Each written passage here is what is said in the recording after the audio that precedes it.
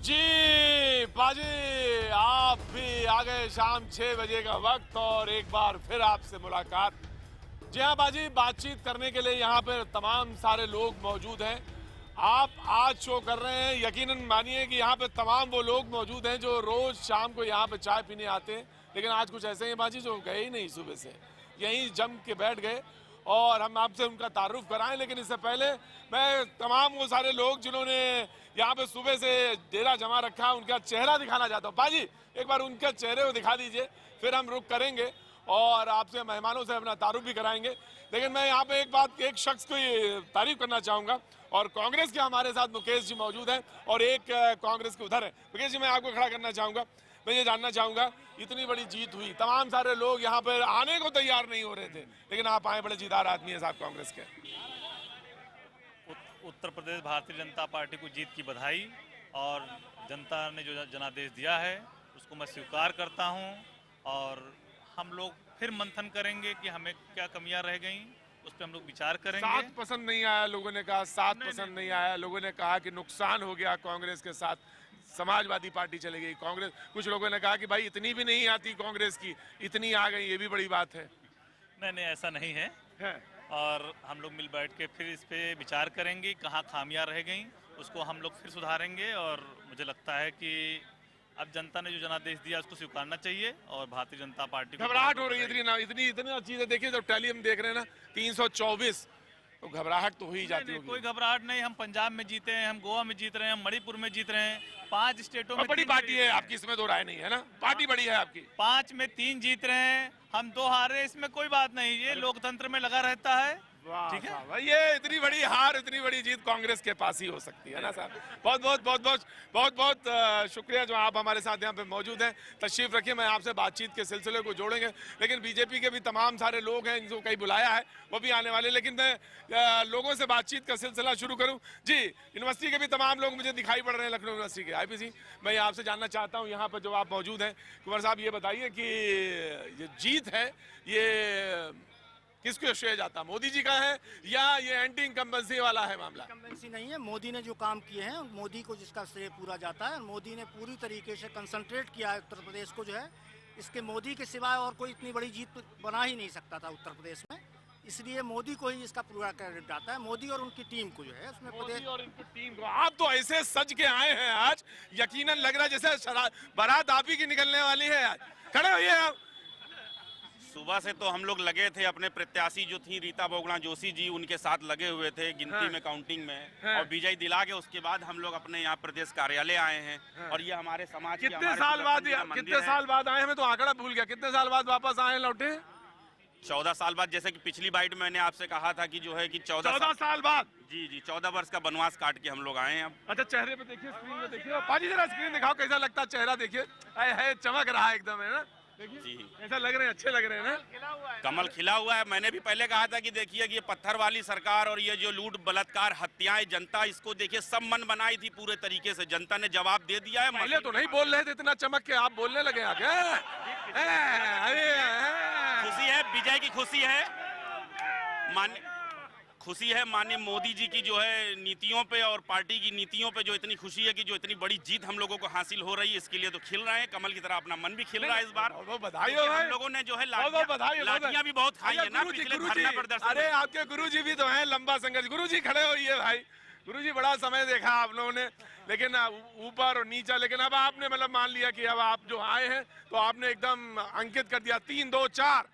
हाँ, तो होना ही था, वो नहीं था, बिल्कुल ये सुनिश्चित था पहले से।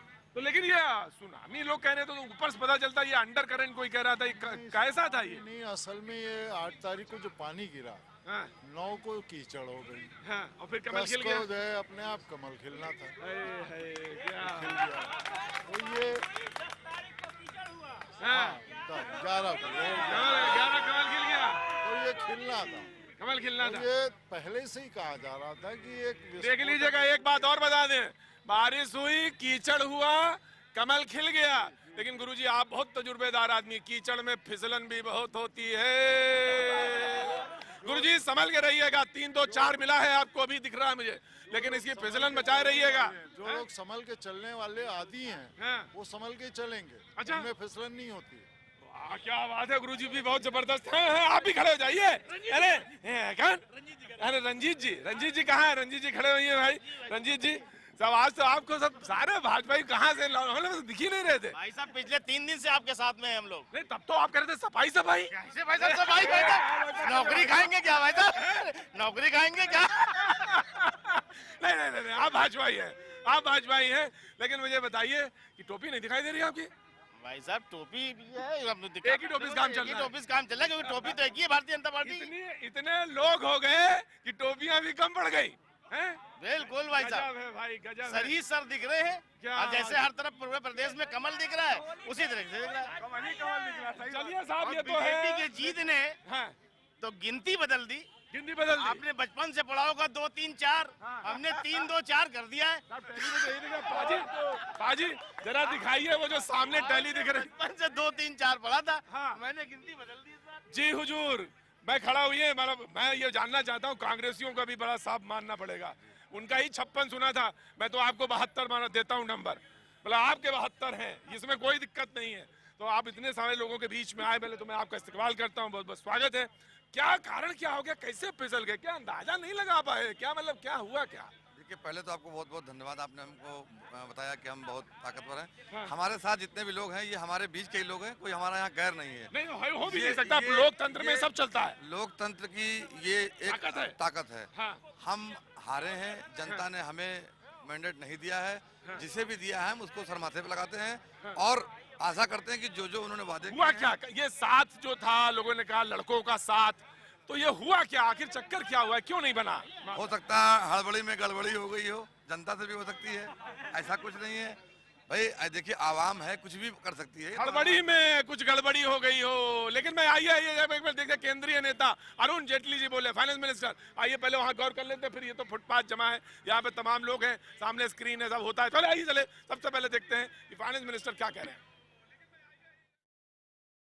क्या इसे माना जाए इस बहुत बड़ी जीत को कि पिछले दिनों सरकार ने कुछ बड़े जो फैसले लिए थे, मिसाल के तौर पर नोटबंदी का फैसला लिया था, उसका एक रेफरेंडम के तौर पर जनता ने समर्थन किया? चुनाव किसी एक विषय का रेफरेंडम नहीं होता, लेकिन ये तो स्वाभाविक है कि जो सरकार की नीतियां होती हैं उनका सरकार की लोकप्रियता के ऊपर असर पड़ता है।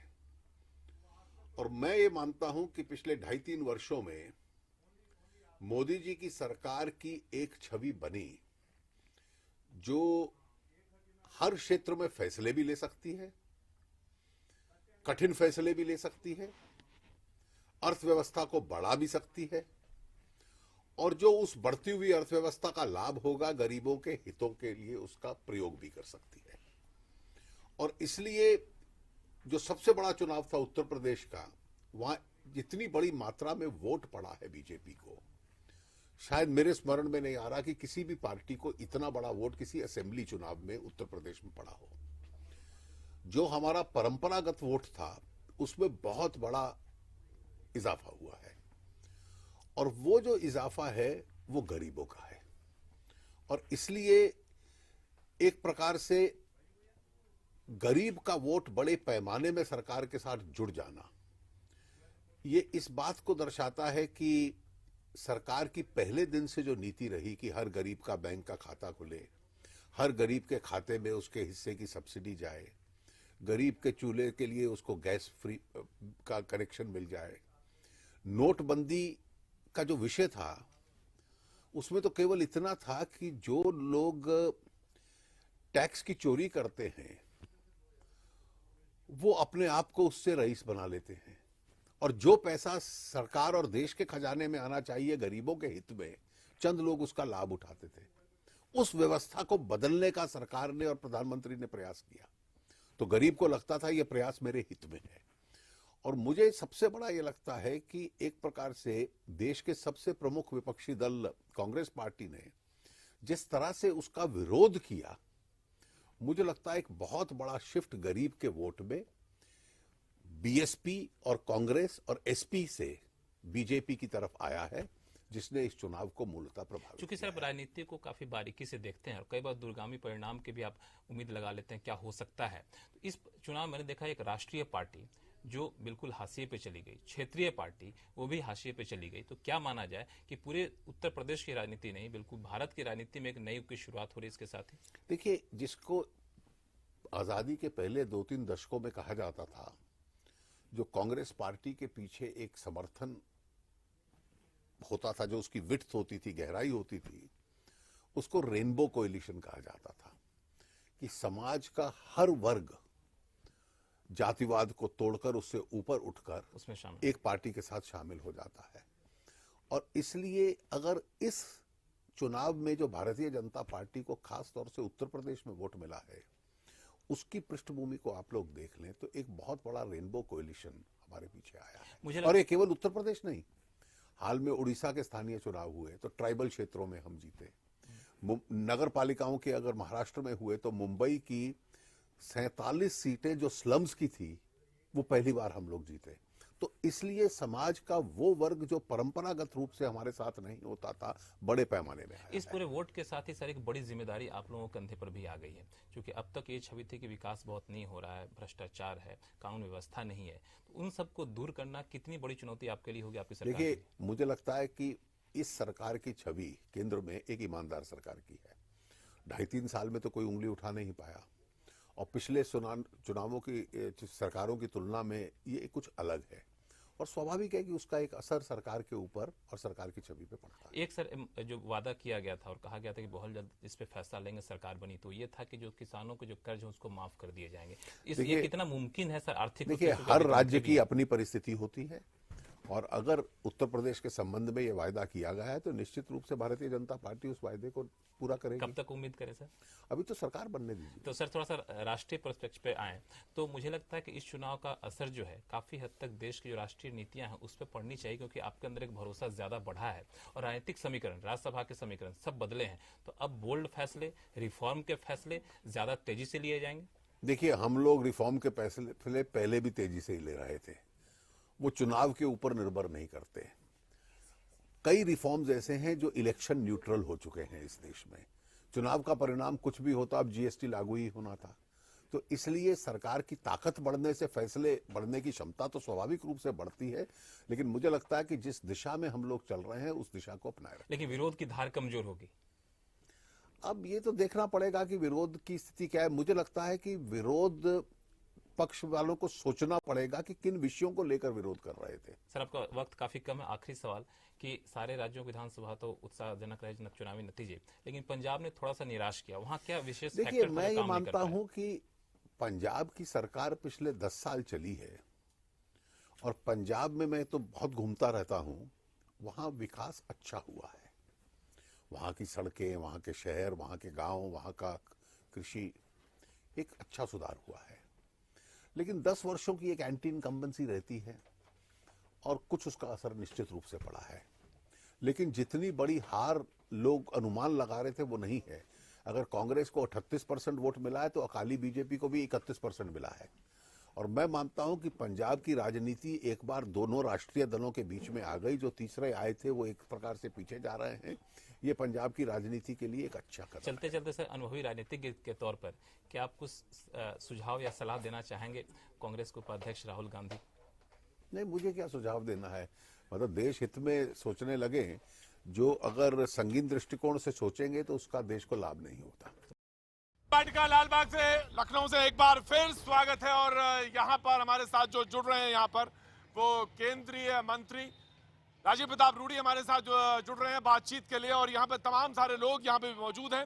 रूडी जी, आपका बहुत बहुत स्वागत है। सवाल इस बात का है कि विकास की बात आप भी कर रहे थे, और विकास की बात यहाँ पर अखिलेश और राहुल जी भी कर रहे थे। सवाल ऐसा है कि आपके पास ऐसा कौन सा गुलदस्ता था, मैप था, जिस पे लोगों ने रिलाई कर लिया और 300 से ज्यादा का आंकड़ा पे आपको टांग दिया? आखिर वो कौन सा चीज थी, ऐसा क्या चीज थी दूरी जो घूमी जिसपे लोगों ने इतना रिलाई किया और क्रेडिबल नजर आया? देखिए, बहुत सिंपल सा एक्सप्लेनेशन है। आप जानते हैं कि लगभग 2.5 दशक से उत्तर प्रदेश में भारतीय जनता पार्टी की सरकार नहीं है, और आज भी कोई यूपी में कल तक, अब कल सरकार हमारी बनेगी, हमारी सरकार नहीं थी। तो आखिर ऐसा क्यों हुआ कि उत्तर प्रदेश की जनता ने ये समझा कि विकास के मानक पर हमें उत्तर प्रदेश में भारतीय जनता पार्टी की सरकार बने? आखिर क्यों? और वो स्वाभाविक तौर से देश की सरकार जिस प्रकार से चल रही है, स्वाभाविक तौर से प्रधानमंत्री जी जिस प्रकार से देश में सरकार चला रहे हैं, जिस तरह से दिशा दे रहे हैं, जिस तरह से प्रयास कर रहे हैं, जिस तरह से लोगों से उनका कनेक्ट स्थापित हो रहा है, और उससे भी बड़ा जिस प्रकार से लोगों का विश्वास उनमें आज भी अटूट है, इस बड़े विश्वास में कि हमें अगर उत्तर प्रदेश को विकास रूडी के जी मार्ग माफी पर चाहूंगा, सही दिशा रूडी जी से माफी चाहूंगा, बीच में टोक रहा हूं आपको। रूडी जी माफी चाहूंगा, बीच में टोक रहा हूं। देखिए यही बात लगभग अखिलेश भी कह रहे थे कि हमने रोडें बनवाई हैं, हमने हर डिस्ट्रिक्ट जो है उसको जोड़ने की कोशिश करी है, सड़कें अच्छी दी हैं, हमने लैपटॉप दिए हैं, एजुकेशन में सिस्टम को सुधारने की कोशिश की है, थाने की सुरक्षा की व्यवस्था की है। और लगभग आप बात बता रहे हो उज्ज्वला आपके पास, जो शायद बहुत सारे लोगों ने उसको अंडर एस्टिमेट किया, लेकिन हाँ वो तमाम एनालिसिस की चीज है। तो ऐसी कौन सी चीज थी जिसको आपने 300 में क्रॉस किया? वही बात मैं जानना चाह रहा हूं, क्योंकि ये जो बातें आप बता रहे हैं, शायद कहीं मोदी जी का चेहरा ज्यादा लोगों को भा रहा था और लग रहा था कि नहीं ये जो कहेंगे आगे स्थिति वो बेहतर होगी, या केंद्र में और स्टेट में एक ही जैसी सरकार हो तो बेहतर होगा, ये चीजें। देखिए आप कितना देर बोल गए, सुबह से मुझे लगता है कि आप बोल ही रहे हैं, थोड़े थक भी जाइए, क्योंकि अब हम लोगों को बोलने दीजिए। आप सब विश्लेषण खुद ही कर दे रहे हैं, फिर सवाल पूछ रहे हैं बीच में। मेरा ये कहना है, एक तरफ तो ये सच है, अब वो उन्होंने क्या दावा किया और लोगों ने क्या समझा, उत्तर प्रदेश की जनता ने क्या समझा, ये तो उत्तर प्रदेश की जनता ने समझा कि अखिलेश जी के ये दावे बेकार हैं, और ये उत्तर प्रदेश का दावा जो उन्होंने किया वो उनके मानक पर नहीं उतरे, तो वो तो फेल कर गए। और मैं समझता हूं कि एक बड़ा विश्वास, और ये कौन तय करेगा कि उत्तर प्रदेश को अभी तक कहां से कहां पहुंचना चाहिए था, और 2.5 दशक में उत्तर प्रदेश का कितना नुकसान हुआ। इतनी बढ़िया जनता, इतनी समझदार जनता, और अगर उत्तर प्रदेश को आप देखें, ये एक ऐसा प्रदेश है, ये अगर अपने आप में देश होता तो दुनिया का 7वां सबसे बड़ा देश होता।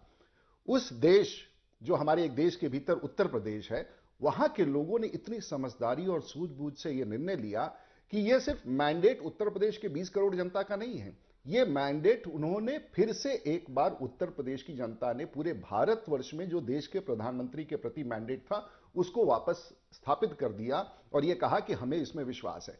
इससे स्पष्ट, अब राजनीतिक दृष्टिकोण से आप जिस प्रकार का विश्लेषण करें, यह पूरी तौर पर एक तरफ मास्टर कैंपेनर के रूप में माननीय प्रधानमंत्री जी का अभियान, हमारी सरकार का अभियान, और दूसरी तरफ एक मास्टर बिहार में क्या हो गया ऑर्गेनाइजर था? के वो रूप वहां की में। जनता नहीं समझदार थी क्या? आज मैं जानता था कि कोई बड़ी जीत को आप सब पत्रकारों को बड़ी कठिनाई हो रही है कुछ अच्छी बात लगातार बोलने में, कि भाई ये जीत हो गई, अब कुछ इधर उधर टांके फंसाते रहो। हमने स्वीकार किया था बिहार के हार को, और आज उत्तर प्रदेश के परिणाम के बाद तो खास तौर से बिहार की जनता तो इतनी पश्चाताप कर रही है, इतनी बड़ी भूल हो गई। मौका मिलेगा, अब तो कुछ हमें इंतजार करना पड़ेगा, अगला 4 साल उनके, 3 साल उनके लिए, लेकिन बिहार की जनता आज पूरी तौर पर जात के दायरे में फंस करके उन्होंने एक बहुत बड़ा महसूस हो रहा है, वहां के लोगों की गलती हुई। लोग कह रहे हैं उत्तर प्रदेश पोलराइजेशन के का भी लोग एक इस फैक्टर प्रकार रहा, की गलती करने के तीसरे लिए- चरण के बाद पोलराइजेशन का फैक्टर ने बहुत इसमें बहुत जो योगदान दिया है। आप बीच में ही बोल जाते हैं भाई साहब, तो सब हम तो सुन ही नहीं पाए आप क्या बोल गए। आप बहुत जल्दी जा रहे मैंने हैं। कहा कि आज का दिन पोलराइजेशन है की सेलिब्रेशन का। यकीनन मैं दोहरा दूंगा, सवाल दोहरा दूंगा मैं। पोलराइजेशन आज है हुआ, दिन उसका फायदा सेलिब्रेशन मिला। का, और आज देखिए वो सब आप जो भी जोड़ ले, उत्तर प्रदेश की जनता ने विकास की एजेंडा को मान के, देश के प्रधानमंत्री के, देश के उस नेतृत्व को, और आज एक बड़ी बहुमत की सरकार उत्तर प्रदेश में, एक बड़ी बहुमत की सरकार दिल्ली में, उत्तर प्रदेश की जनता ने एक ऐतिहासिक निर्णय करके फिर से 2.5 दशक के बाद उत्तर प्रदेश को देश के साथ जोड़ करके एक नया अभियान, और दिन दुगुना रात चौगुना, इसको आगे हम लोग बढ़ करके उत्तर प्रदेश में क्या कुछ हुआ है मैं आपको ईमानदारी से बताऊं। बिहार से मैं परेशान रहता हूं, बिहार में स्थिति से परेशान रहता हूं, विकास के उस गति से परेशान, लेकिन उत्तर प्रदेश की स्थिति आज बिहार से भी बदतर थी, मैं आपको यह दावे के साथ कह सकता हूं। और उत्तर प्रदेश के लोग से पूछिए, चाहे वो विधि व्यवस्था हो या संरचना हो या शासन हो, बिहार से भी बदतर था। अब बिहार की स्थिति तो है ही खराब, लेकिन उत्तर प्रदेश इससे भी ज्यादा खराब था, और लोगों ने उमड़ करके एक, और उसमें सिर्फ आप जो ये कह रहे हैं ना पोलराइजेशन, कुछ नहीं, ये बुरी तौर से शासन के खिलाफ एक मत था, शासन के खिलाफ एक विकल्प था, जो भारतीय जनता पार्टी के पक्ष में गया है और देश के प्रधानमंत्री जी के पक्ष में गया है। बहुत बहुत शुक्रिया, आप हमारे साथ बने रहे, लेकिन हमारे साथ यहाँ पे जनता भी बहुत तमाम सारी मौजूद है और लगातार जुड़ी हुई है और आपको सुन भी रही है। जी राजे साहब, मैं आपको खड़ा करना चाहूंगा। इतनी बड़ी जीत के पीछे कौन सा फैक्टर काम कर गया? आप तो यही लखनऊ के हैं, तमाम बड़े कार्यकर्ता हैं, बीजेपी से जुड़े रहे। न कहते हैं कि आवाजें खलक नकारे खुदा। क्या? जब जनता ने अपना मैंडेट दे दिया है तो उसे खुदा की आवाज मानिए और उसे स्वीकार कीजिए। लोगों ने कहा कि मोदी जी जो हैं, बीजेपी छोड़िए, मोदी जो है वो फेस बड़ा है, वो हम उन्हीं पे जा रहे हैं। बिल्कुल स्वीकार कीजिए, वो नक्कारे खुदा है। जनता का निर्णय नक्कारे खुदा है, खुदा का नक्कारा बज गया है। मोदी को स्वीकार कीजिए, मोदी के हिसाब से चलिए और अब जिम्मेदारी भाजपा को उठानी चाहिए और जिस रास्ते पर केंद्र गया है उसी रास्ते पर उत्तर प्रदेश सारे फैक्टर धरे रह गए, सारी चीजें नकार दी गई, बस सिर्फ एक ही फैक्टर चला। बिल्कुल जो है वो सच्चाई है। आप याद कीजिए, उज्ज्वला योजना में जिसका नाम लिस्ट में है उसके अलावा किसी एक महिला को आप दिलाकर दिखा दीजिए। ये ईमानदारी है कि नहीं है? अगर सब्सिडी पहुंचनी है तो उसी के खाते में पहुंचेगी। अगर यूरिया मिलनी है तो यूरिया मिलेगी ही मिलेगी, किसी को लाइन नहीं लगानी पड़ेगी। ये ईमानदारी कहीं और नजर आती है क्या? आपको कहना यह था कि केंद्र की तरफ जो योजनाएं आ रही थी वो पहुंच नहीं पा रही थी, और सारी जैसा केंद्र में हम कर रहे थे वैसा उत्तर प्रदेश में करके दिखाएंगे और जनता ने इसे स्वीकार कर लिया है। और इसके बाद और जिस तरह से स्वीकार कर लिया है उस तरह से देश चलेगा। देश में परिवर्तन हो रहा है और परिवर्तन के रास्ते ही देश जाएगा, ये ऐलान हो गया। मैं जानता जी, जो इन्होंने कहा बीजेपी के नेता तमाम बातें कह रहे, लेकिन सच क्या है कि आपने एक गठबंधन बनाया, गठबंधन चला नहीं, कारण क्या थे, इसमें फिर भी बहुत सारी बातें हो गई। सवाल इस बात का है कि अब बने रहने के लिए फिर से कहां से शुरू करना होगा? देखिए, मैंने अभी कुछ देर पहले आपसे कहा कि हमको अभी बैठ के चिंतन करना है, हमसे कहाँ चूक हो गई।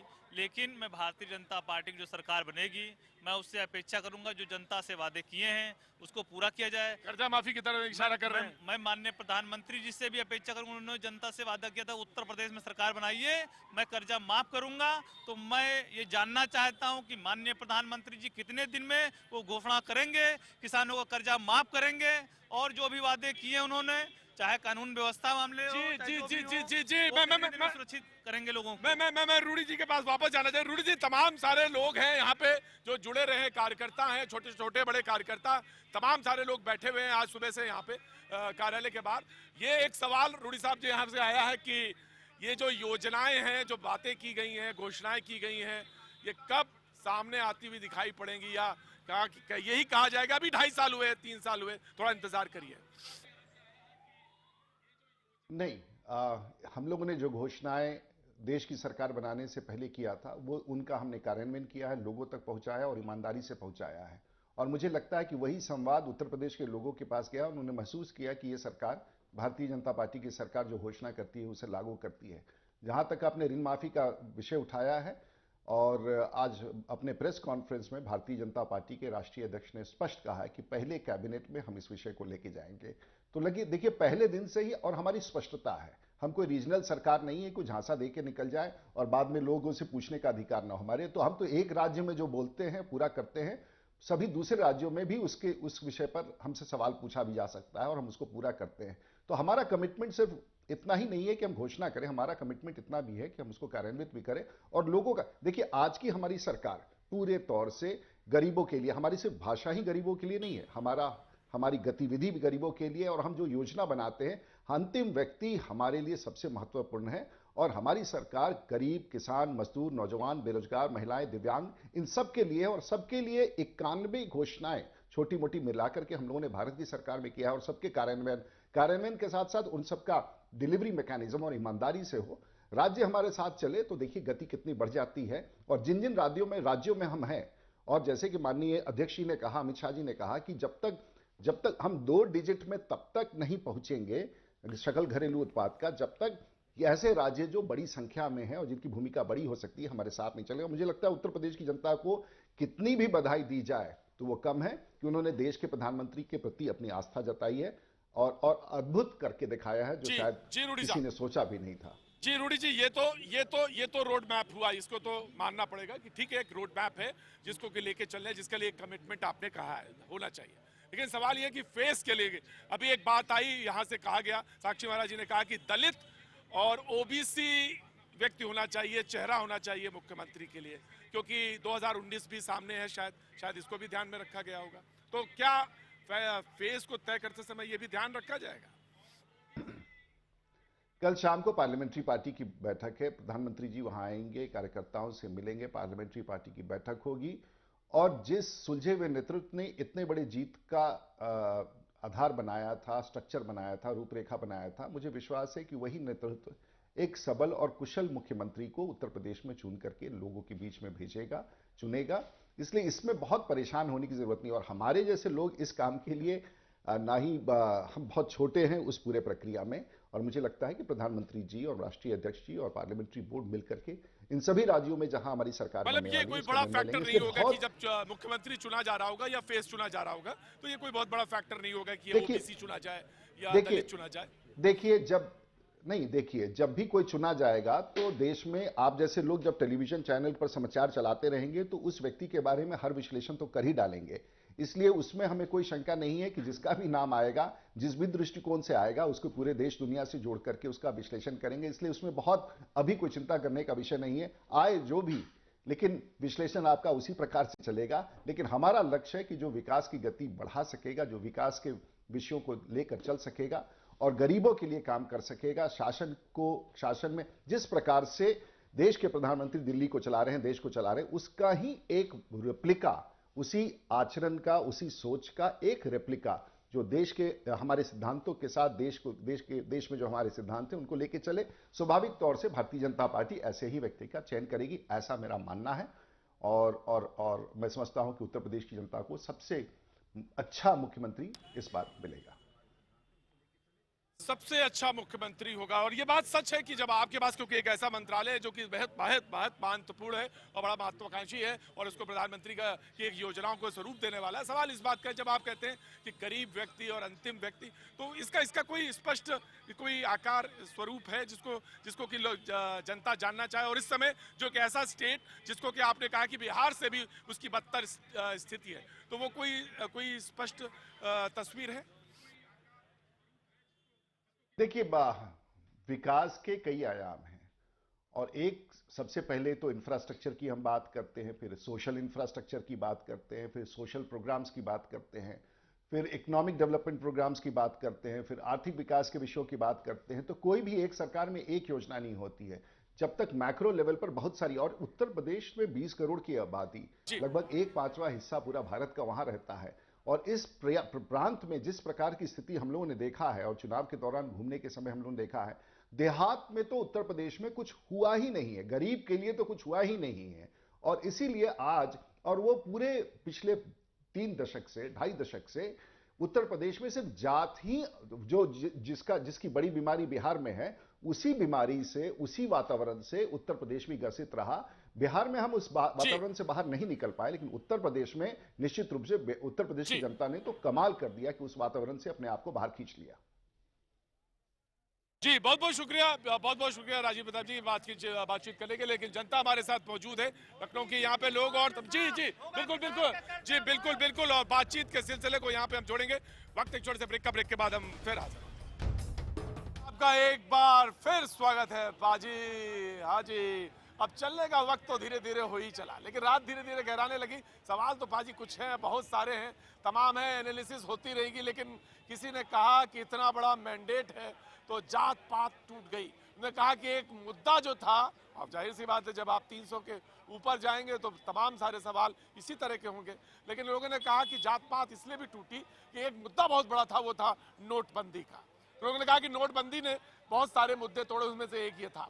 हमारे साथ मनीष खेमका जी मौजूद हैं, ग्लोबल टैक्स पेयर्स का एक ग्रुप है, उसके सदस्य हैं। मैं जानना चाहता हूं साहब कि ये मुद्दा कितना बड़ा था नोटबंदी का, जिसने ये जात पात वाले को भी पीछे छोड़ दिया। जी बिल्कुल प्रतीक जी, नोटबंदी जो इतनी प्रचंड बहुमत से जीत हुई है, तो मैं इसका पूरा श्रेय नोटबंदी को देना चाहूंगा। और पूरा श्रेय सिर्फ और सिर्फ नोटबंदी को फिलहाल आप मान सकते हैं। एक ट्रेंड चला रहा है राष्ट्रीय स्तर पे, आप देख रहे हैं, मतलब मोदी जी की नीतियां, जेटली जी की नीतियों का नतीजा इसको मैं मान सकता हूं। और नोटबंदी ने इस बार जाति और धर्म की बेड़ियों को तोड़ा है, उसमें बहुत गहरी सेंध लगाई है। और उसी का नतीजा है कि आप देखिए जितनी भी पार्टियां हैं जो जातिगत वोट थे, सबके समीकरण फेल हो गए हैं। कोई ये समझ नहीं पा रहा है कि ये हुआ कैसे। मैं अभी तमाम सारे सब नेताओं को देख रहा था, सभी दलों के, तो कोई भी ये आकलन नहीं लगा पा रहा कि ये हो कैसे गया। तो नोटबंदी बहुत बड़ा इशू था, बहुत बड़ा इशू था। आपको लगता है साहब नोटबंदी एक बड़ा इशू था? जिस हिसाब से चुनाव के नतीजे आए हैं, इसको मानने में कहीं जरा सा भी गुरेज नहीं करना। छोटे जो स्तर पे जो छोटा तबका था उसको ये लगा कि नोटबंदी से सब कुछ ठीक हो जाए, लेकिन राष्ट्रीय स्तर पे कहीं ऐसा कुछ होने नहीं जा रहा है। देखिए, अगर चुनाव दो बड़े, तो महाराष्ट्र का, लोकल बॉडीज का, और उसके बाद ये, और ये रिजल्ट इसी तरह शो कर रहे हैं कि लोगों ने इसको सहर्ष स्वीकार किया है। नोटबंदी एक बड़ा, ये अगर बिहार चुनाव के पहले अगर नोटबंदी हो जाती तो प्रतीक जी मुझे लगता है वहां पर भी बड़े अप्रत्याशित नतीजे आते। और साथ में रूडी साहब चले गए, नहीं तो मैं ये सवाल जरूर पूछता। आरपी सिंह जी नमस्कार साहब, अब तो बताइए आपने काला क्यों पहना आज? अरे आज शनिवार है। अच्छा, और इसके साथ भगवा भी है, गमछा आ रहा है। अच्छा साहब, मुझे मालूम है अति उत्साही है, अति उत्साही है। नहीं, आपको बहुत बहुत बधाई शुक्रिया साहब इस रेडिकल चेंजेस के लिए, क्योंकि रेडिकल चेंजेस की बात आप छात्र जीवन में करते थे। वो रेडिकल चेंजेस भारत के इतिहास में और उत्तर प्रदेश के इतिहास में नाउ इट्स हैपन। क्या बात है, आईपी जी ने सारे सेंटेंस एक ही साथ सवाल वो समाजवादी पार्टी, वो बहुजन समाजवादी पार्टी और कांग्रेस का जो एक कॉकटेल था, उसको उत्तर प्रदेश की जनता ने उखाड़ कर फेंक दिया है। अरे थोड़ी देर के लिए किनारे कर दिया, ऐसा थोड़ी ना कर। आप जी वो आगे लगाइए, आप तब तक लगाइए। मैं पूछता हूँ, आप बहुत देर से मुस्कुरा रही थी, मैं जानना चाहता हूँ क्यों हुआ ये ऐसा जो हुआ, ये जो 300 से ज्यादा आंकड़ा आया, ये आपको क्या लगता है? ये वाई मेरे को तो बहुत अच्छा लगा। देखिए, सत्य की सदा जीत होती है और मोदी जी ने सत्य की जीत, चाहे देर से कहते हैं बसपा का वोटर बहुत साइलेंट होता है, बसपा का। लोग कह रहे थे, मैं घूम भी रहा था पूरे उत्तर प्रदेश में, तो मुझे तो लग रहा है बीजेपी का ही वोटर बहुत साइलेंट होता है। तो मुझे ही नहीं पता चला कि इतने ऊपर क्रॉस कर दिया। छुपे रुस्तम में रिजल्ट बिल्कुल सही आया। कुछ तो हो रहा था ना साहब, ये इतना बड़ा चीजें आ रही, शेप ले रही, ये एक चेंज था, बड़ा चेंज था। जी, मैं ये कहना चाहूँगा कि जो मायावती जी बहन जी जो ये कह रही थी दोपहर में कि ईवीएम मशीन में कुछ बदलाव किया गया है, बदलाव कुछ नहीं, उनके दिमाग में कुछ डिफरेंस हो गया है। ठीक है, डिप्रेशन में चली गई हैं। उनकी बारी थी तब 5 साल से, उनका 10 साल बदलाव नहीं है मशीन का, अब मशीन का बदलाव बताया जा रहा है। जी। उनका दलित वोटर खसक गया है। देखिए लोकतंत्र में एक चीज है कि खाता न वही जो आवाम कहे वो सही। एक बात, दूसरी बात ये कि जो अभी नोटबंदी पे जो इशू है, ये कहीं ना कहीं विपक्ष ने बहुत जल्द इसको जो है उनके ऊपर आरोप लगाना शुरू कर दिया। इस पे थोड़ा सा ठहर करके समझते और पूछते कि क्या ऐसा कांग्रेसी ये बात कह रहे हैं कि जल्दबाजी हो गई। बिल्कुल मैं ये जल्दी हमला बोल दिया, कहीं उन्होंने बहुत जल्द हमला कर दिया। समय देते, उसके बाद हमला करते। तो चिट्ठी लिखेंगे आप वहाँ पे अकबर रोड पे? बिल्कुल इस पे चिंतन और मनन होगा। ये चिंतन और मनन का विषय है। गुरुजी के पास जा रहा हूँ मैं, गुरुजी के पास जा रहा हूँ। लेकिन चौधरी साहब, अब तो सिर्फ मुस्कुराने की बारी है। नहीं, मुस्कुराने की बारी है, जिम्मेदारी उठाने की बारी है। बात है। और अपने आप को देखकर, और क्योंकि मोदी का जो कद है वो पार्टी से बड़ा हो गया है, और ऐसे में जैसे गैर कांग्रेसवाद जैसा गैर भाजपावाद आएगा, उसके लिए तैयारी करनी पड़ेगी। इन सबको गैर भाजपावाद का भी नारा जरूर होगा। आज का दिन निर्णायक दिन है। उत्तर प्रदेश का चुनाव इस बात का संकेत है कि गैर कांग्रेसवाद नाम बदल के गैर भाजपावाद के रूप में आएगा, और इससे कैसे निपटेंगे ये चुनौती भी है, और आज का संकल्प इसको आगे ले जाए। चुनौती बड़ी है आरपी सिंह जी, चुनौती बड़ी है। जो भी जनता ने हमको एक तरफा जनादेश दिया है, हम इसी आस में थे। हम ऐसी बड़ी राजनीतिक दल हैं पिछले 27 सालों में, जब जनता ने मानी कल्याण सिंह के रूप में 1991 में 224 सीटें, 1993 में 177, 96 में 176 और 2017 में 325 से ज्यादा सीटें देकर उत्तर प्रदेश की जनता ने बता दिया है कि भारतीय जनता पार्टी ही सबसे बड़ा राजनीतिक दल उत्तर प्रदेश में है। लेकिन एक मिनट, मायावती के बारे में अगर नहीं बोलेंगे अधूरा हो जाएगा। अगर राजनीतिक वनवास अगर राजनीतिक बनवास जनता ने किसी को नहीं जनता ने किसी को दिया, मायावती को दिया। जल्दबाजी 10 सालों में ऐसा तमाम बार कहा गया, लेकिन हिंदुस्तान की जनता और राजनीतिक 10 साल में एक चुनाव नहीं जीती, 18 राज्यसभा में समाप्त हो गई। 18 समाजवादी पार्टी के ऐसा ही था, वो भी नहीं जीते थे, 18 वो भी बाहर रहे थे। 18 विधायकों पर 2012 में क्या हुआ? राज्यसभा में नहीं जा पाए। ठीक है अभी जी, लेकिन जनता जनार्दन यहाँ पे मौजूद है। मैं आज भैया जी का इनमें सिर्फ इतना रखता हूँ, लेकिन